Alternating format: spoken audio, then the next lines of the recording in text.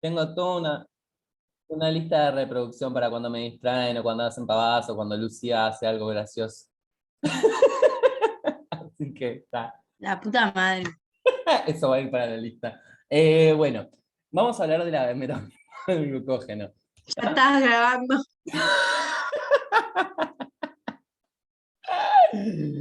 Ay, auxilio, socorro, que eso. La glucosa como combustible y bloque estructural universal en la mayoría de ese combustible y bloque estructural universal en la mayoría de los organismos vivos. En el cerebro, en la médula renal, en los testículos y eritrocitos, la glucosa en sangre es la única o la principal fuente de como el de elegante, que lo que, ¿no? De energía, supongo que querrá decir.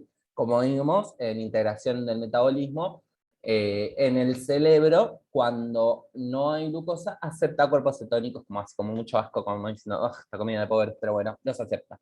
Solo el cerebro humano requiere más de 120 gramos de glucosa diaria, que de las cuales 160 gramos son para todo el cuerpo, o sea que nuestro cerebro es un gordo. ¿No? El contenido de glucosa en líquidos corporales es de aproximadamente 20 gramos y como glucógeno 190 gramos. Me están sobrando como 97 kilos con 97 kilos 800, ahí sí, sí, sí, tenemos 200 gramos de glucosa y glucógeno, ¿dónde están los otros? El glucógeno, como ya lo hemos visto en Introducción a la Biología Celular y Molecular, forma enlaces alfa 1,4 para formar las cadenas lineales y para formar las cadenas laterales forma enlaces alfa 1,6, ¿está? Es un homopolisacárido ramificado, ¿está? ¿Recuerdan eso? Si no lo recuerdan, recuérdanlo. Y si no, vayan al video de glucidos. La proteína glicogenina, genina de génesis, está en el centro de la molécula del glucógeno. Los extremos no reductores forman la superficie del gránulo sobre el cual tiene lugar la degradación del glucógeno. ¿Tá? Estos son los extremos no reductores donde se empieza a degradar glucógeno. Perdón. Tengo hambre, toda la gelatina con frutitas ahí mirándome. Bueno, acá tenemos un grano de glucógeno, ¿tá? En un esquemita, acá vemos la microfotografía electrónica con la técnica de transmisión de barrido, no, de transmisión de electrones, la de barrido me daría una estructura tridimensional, donde vemos acá el glucógeno, y acá se ven los aminoácidos, las estructuras de cadenas ramificadas, estas cadenas unidas mediante enlaces alfa 1,4, y esta es una ramificación alfa 1,6. Y tenemos que la capa exterior de enzimas implicadas en el metabolismo del glucógeno. Está el glucógeno, que en el centro está la glucogenina. Uf. Bueno, tenemos que los principales tejidos de síntesis y almacenamiento de glucosa son el hígado y el músculo esquelético. En el hígado se deposita hasta el 6% del peso de glucosa y la función es el mantenimiento de la glicemia normal. ¿Que vieron? Glicemia, no, glucemia. Pinche gente que vive hace 10 millones de años. Glucemia, de glucosa. No quiero que ningún estudiante que haya estudiado conmigo diga glicemia. Todos le decían glicemia ahora. Nada, ni vergas. Valía lo que él decía. No, pero lo correcto es glucemia, posta, Entonces, el depósito en el músculo esquelético es aproximadamente el 1% del peso y su función es el combustible para la contracción muscular, pero eso vimos que es cuando estamos relajados o en condiciones de ejercicio ligero. Cuando estamos en un ejercicio que es más como intenso, lo que usamos es el metabolismo anaerobio de la glucosa. Por eso lo mejor es hacer para adelgazar un ejercicio no tan intenso, pero sí mantenido. La diferencia funcional del glucógeno hepático y muscular es que a nivel del músculo, lo que hace el glucógeno es, formar glucosa 1-fosfato, la cual forma glucosa 6-fosfato, la cual pasa por la glucólisis y forma ATP y a expensas de la glucólisis y el metabolismo anaerobio, por lo tanto forma lactato. Y ese es el combustible para la contracción. Mientras que en el hígado funciona el glucógeno, tiene la función del mantenimiento de la glucemia. También forma glucosa 1-fosfato y 6-fosfato, la cual, o sea, se puede dar porque como son reacciones reversibles esas, ¿tá? Se puede dar o la gluconeogénesis o se puede dar por la glucosa 6-fosfatasa, la gluconeogénesis, iba a decir la glucogenolisis, pero no. Es la glucosa fosfatasa, lo que va a hacer es fosforilar la glucosa y liberar la glucosa del torrente sanguíneo. Eso es cuando descienden los niveles de glucosa en sangre. Por eso el glucógeno decíamos que era hiperglicemiante. Entonces, el glucógeno genera glucogenólisis, lo que aumenta produce glucosa 6-fosfato, la cual puede producir la gluconeogénesis. La síntesis y degradación de glucógeno son los procesos reguladores, principalmente a nivel hormonal. Están regulados por la insulina, el glucagón y la adrenalina, como bien está. Entonces tenemos que la glucosa 6-fosfato es una encrucijada metabólica, que yo se los mencioné un poquito cuando estábamos hablando de Del interacción. acetil-CoA. Sí, claro, pero ¿cómo era el nombre de la clase, Lu? Integraciones del metabolismo, ¿no? Sí, la que hicimos recién, que yo voy a hacer de cuenta que la vimos hace días. Sí, vías metabólicas. La integración de las vías metabólicas, algo así. Entonces lo que tenemos es que el glicógeno, por la glucógeno fosforilasa, siempre me va a dar un glucógeno -1, N-1, entonces me va a quedar glucógeno 1-fosfato, que por la fosfoglucomutasa me va a dar glucosa 6-fosfato. Entonces nosotros podemos tener tres destinos distintos para la glucosa 6-fosfato. La glucólisis, que puede ser en el músculo para formar, glucosa en el músculo o para el cerebro, y que va a dar piruvato, el cual puede ir por la vía aérea, dando dióxido de carbono y agua, o por la vía anaerobia, aerobia y anaerobia. Aérea no va por el aire, mala mía. Aerobia o anaerobia, entonces si va por la aerobia da dióxido de carbono y agua, y si va por la anaerobia va a producir lactato. Luego puede ir por el hígado, la glucosa, a través de la acción de la glucosa 6-fosfatasa, lo que va a hacer que se libere glucosa a la sangre para el uso en otros tejidos. O puede seguir el camino de las pentosas fosfatos para formar ribosa y NADPH, el cual va a funcionar como dador de electrones para lo que es la cadena respiratoria. Entonces tenemos que la degradación de glucólisis requiere de varias enzimas, de la glucógeno fosforilasa, que lisa los enlaces alfa 1,4 de cada ramificación, dejando una longitud de 4 residuos en cada rama. Una transferasa, que desplaza un bloque de 3 residuos de una rama a la otra, y la alfa 1,6 glicosilasa, que elimina el último residuo de la ramificación, porque si no, nos van a quedar, tipo los que están mediante enlaces 1,6, van a quedar unidos, porque la glucógeno fosforilasa va a romper los 1,4. Entonces acá tenemos la glucógeno fosforilasa, tenemos la glucosa o el final del glucógeno no reductor, el enlace 1,4, enlace 1,4, esto es el enlace 1,6, vaya uno a saber.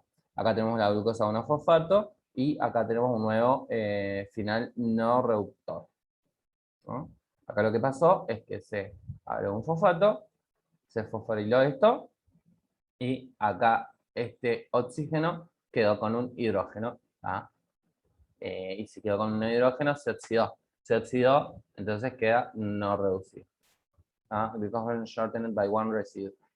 Esto, y el glucógeno queda disminuido por un residuo, que es glucosa 1-fosfato, la cual después se va a isomerizar a 6-fosfato y va a poder ser liberada mediante la acción de la glucosa 6-fosfatasa. ¿Se entiende eso? Sí, Bien, gracias. Yo sé que no, pero sí. Y después la degradación del glucógeno, como vimos, requiere varias enzimas. 3 al menos.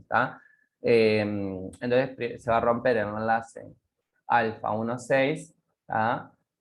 Acá tenemos 8 fosfatos inorgánicos que nos van a dar 8 glucosa 6, glucosa 1-fosfato. Nos va a quedar este core, este núcleo. Y esto es por la fosforilasa. Y esto, por la transferasa, lo que va a hacer es sacar este residuo de 3, y los va a pasar para aquí, para esta cadena principal, y luego la alfa 1,6 glucosilasa, que va a romper este último residuo que estaba acá, mediante la hidrólisis, y ahí queda una cadena lineal, y estos pueden ser rotos por las que rompen los enlaces 1,4.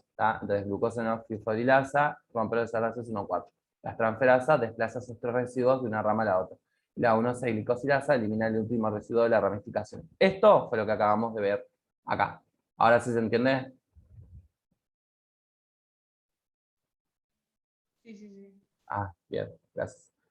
Entonces, la glucosa fosforilasa es una reacción de fosforólisis, o sea que se rompe un enlace a través de un fosfato, o de un fósforo, que a diferencia de la hidrólisis que ocurre, por ejemplo, en la digestión intestinal, parte de la energía liberada se conserva en un enlace ester-fosfato. El piridoxal fosfato actúa como factor a través de su grupo fosfato. Acá tenemos la glucosa 1-fosfato. La reacción esta está catalizada por la fosfoglucomutasa. Acá tenemos la serina, acá tenemos un fosfato. Entonces acá lo que sucede, acá tiene un fosfato, esta glucosa 1-fosfatasa a nivel del carbono 1. Acá se une esto y forma glucosa, o sea, le saca el fosfato a la serina y forma glucosa 1,6-bifosfatasa. Y luego hay como una interconversión y se forma la glucosa 6-fosfatasa. ¿Qué pasó? La del carbono 1 se fue y se quedó la del carbono 6. Y la del carbono 1 fue de vuelta a la serina. Por eso es una mutasa. Este es como un paso intermedio y lo que me interesa a mí es que pasó de 1-fosfato a 6-fosfato. Entonces la glucosa 6-fosfato es producida en el músculo esquelético, o producida en el músculo esquelético, mejor dicho, puede entrar a la glucólisis de forma de mantener la contracción muscular. Tengo que comprar otros auriculares porque estos están funcionando mal el micrófono, me parece, ¿no? Se escucha medio feote. No, se escucha bien. Bueno, está. ¿Está bien? Bueno, bien, mejor, así no. La glucosa 6-fosfata producida en el hígado es liberada al torrente sanguíneo por acción de la glucosa 6-fosfatasa, como ya lo hemos visto en innumerables oportunidades, así que espero que si les preguntan lo contesten bien, porque voy de revés de hoy.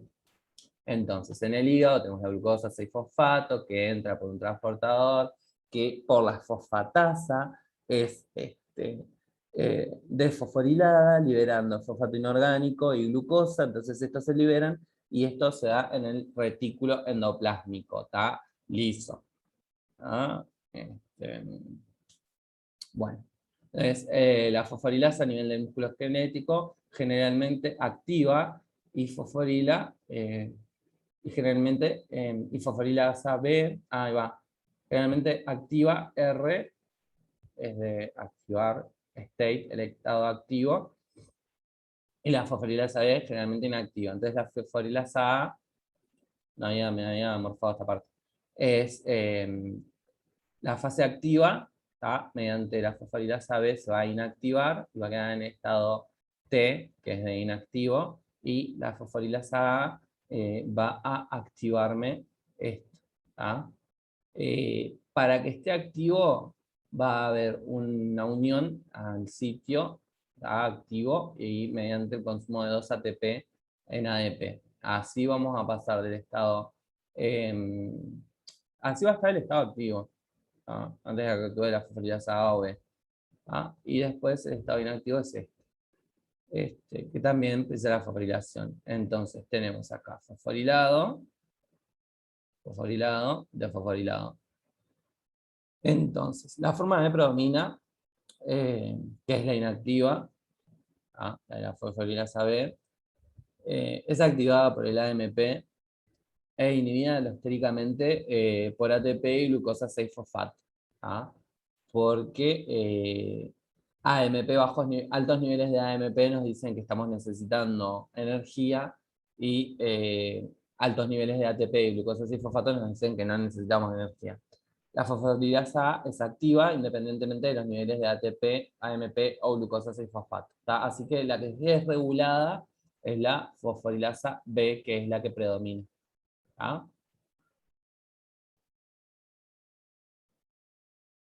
Ahí. Entonces, esto ya lo dije, ¿no? Sí, pero lo que cambia acá es el estado de activación e inactivación, que tenemos sitios de unión a los nucleótidos, ahí donde está diferente, que está en un sitio distinto del sitio activo, que cuando tenemos AMP, lo que hace es que se separen esos sitios, eso en el músculo. Y cuando usamos ATP, hacemos que se unan. Cuando están unidos, están en el estado inactivo. Mientras que cuando están separados, los sitios activos van a estar activos. Y acá a nivel del hígado predomina la fosforilasa A, que la fosforilasa A hepática muestra una transición RT muy sensible y no funciona así la fosforilasa B. Entonces, la fosforilasa A cambia de un estado activo a inactivo de forma muy sensible a las concentraciones de la glucosa. La transición es modulada por glucosa. La glucosa desplaza el equilibrio hacia el estado de inactividad de baja actividad. Entonces, la fosforilasa A en el hígado tenemos que cuando hay glucosa pasa al estado inactivo y la glucosa queda acá, unida a esta fosforilasa A, está fosforilada y está la glucosa unida ahí. Cuando no hay glucosa, se liberan y se separan de estos sitios. ¿Tá? En humanos, las enzimas hepáticas y muscular tienen una identidad aminosídica de 90%, entonces son muy parecidos. Y el glucógeno se sintetiza y degrada por diferentes vías, y esto tiene que suceder en todas las vías metabólicas, ya lo vimos, es una de las características de las vías metabólicas, de las 5 características de las vías metabólicas. ¿Por qué tengo una alarma a las 11 de la noche? No lo sé, mi vida funciona así. Donde tenemos que la glucosa, mediante la hexoquinasa o glucoquinasa, es fosforilada, es de forma glucosa 6-fosfato, que mediante la fosfoglucomutasa va a formar glucosa 1-fosfato, y la uridil era la U, no me acordaba, uridil. Vieron que yo les dije que no es uracilo, no es uracilo, no es uracilo, es uridil. Uridil transferasa, UDPG, pirofosforilasa o glucosa 1-fosfato uridil transferasa. Vamos a formar el UTP en pirofosfato más agua, que eso me va a dar 2 fosfatos inorgánicos, y me va a dar uridil difosfato glucosa. Y el cebador de glucógeno va a ser ese, el UDP. Y va a ser glucógeno N+1, mediante la acción de la glucógeno-sintasa. Bueno, Lelior halló algunas cosas y al parecer es importante. Para que la síntesis de glucógeno esté favorecida termodinámicamente, la glucosa se tiene que activar a través de la formación de uridil difosfato glucosa. El carbono anomérico se une al nucleótido para formar un nucleótido de azúcar unido por el enlace fosfodiéster. Recuerdan que el fosfodiéster es un fosfato unido a 2 oxígenos que van a unirse a otras cosas. Los nucleótidos de azúcar participan de la síntesis de todos los polímeros de glucosa. Los nucleótidos de azúcar, claro, el nucleótido es el uracilo, uridil. Y otros procesos relevantes metabólicamente, síntesis de aminohexosas y vitamina C, entre otros. La vitamina C también la pueden encontrar como ácido ascórbico. La UDP-glucosa es la forma activa de la glucosa. Entonces tienen el grupo glucosil, 2 fosfatos y la uridina. Entonces es uridin difosfato glucosa. Uridina, 2 fosfatos y la glucosa. La UDP-glucosa fosforilasa cataliza la reacción.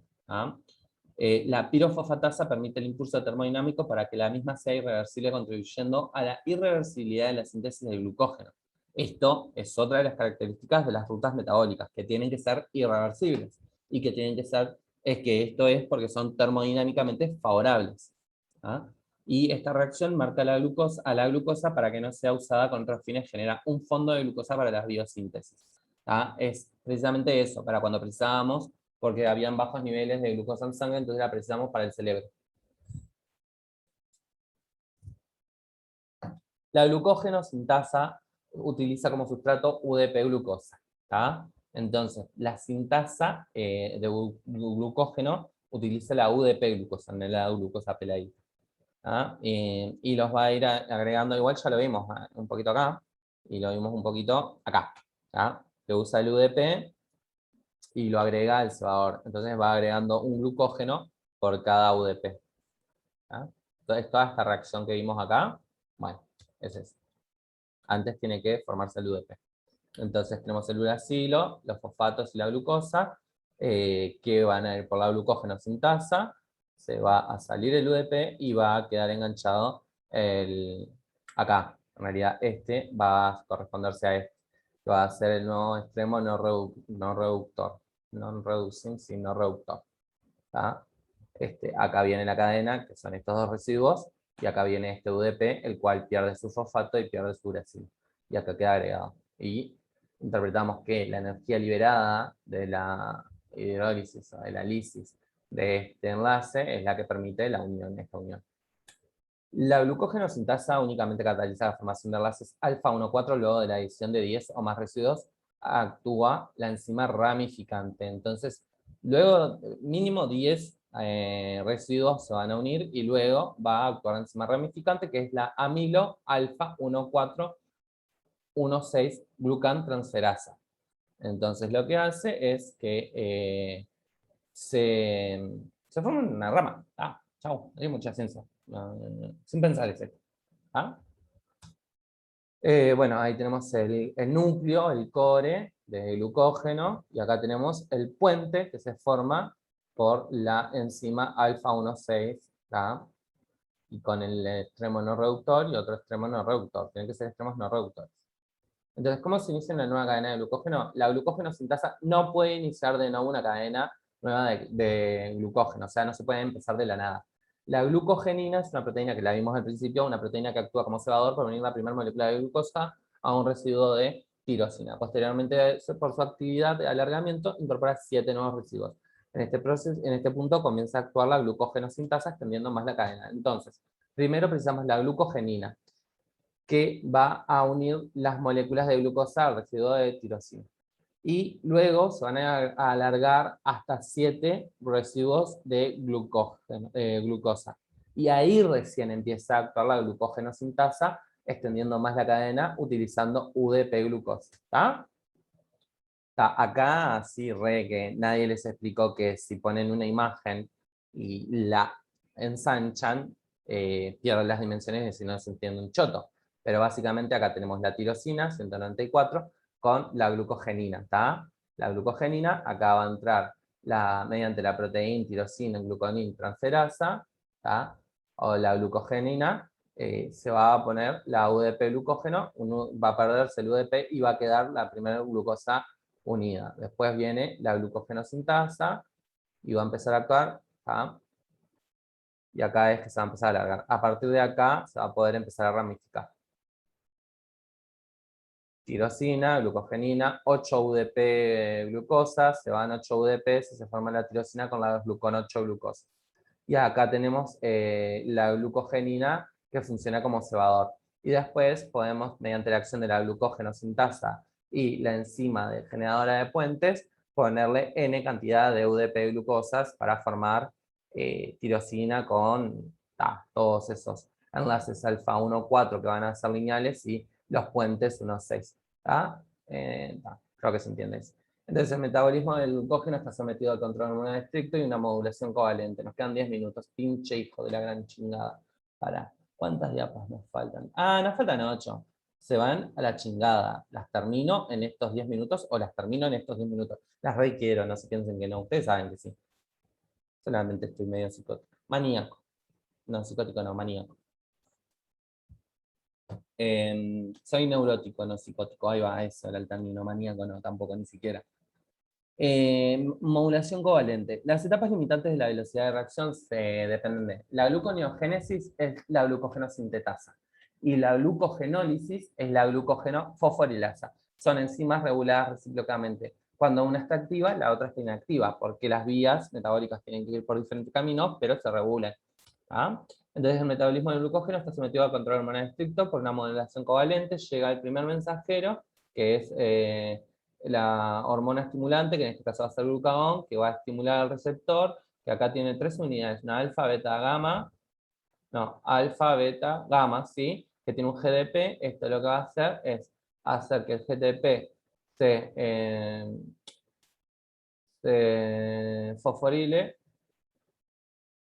fosforilasa o quinasa. No, quinasa es cuando le pones, bueno, sí lo dice, que pierde el fosfato, se forma GDP.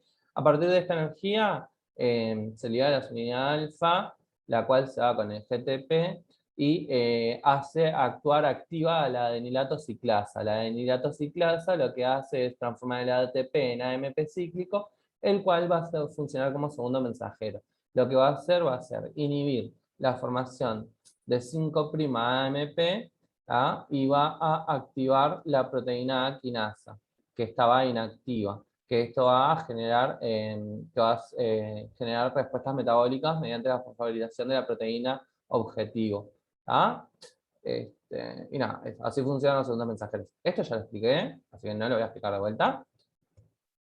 Y el metabolismo del glucógeno está sometido a control hormonal estricto covalente. Modulación covalente, está.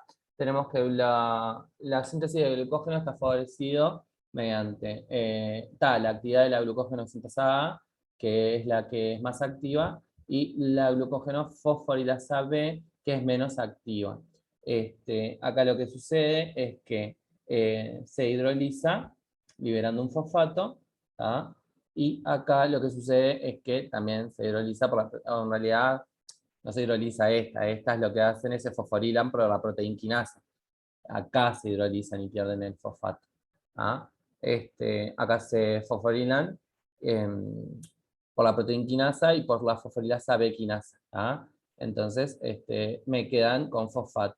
Y son las formas menos activas y de la glucógeno sintasa B, y la glucógeno fosforilasa A es la forma activa. ¿Tá? Y esto lo que favorece es la destrucción del glucógeno. Esto es mediado o estimulado por los niveles de adrenalina o glucagón, mientras que esto es estimulado por los niveles elevados de insulina.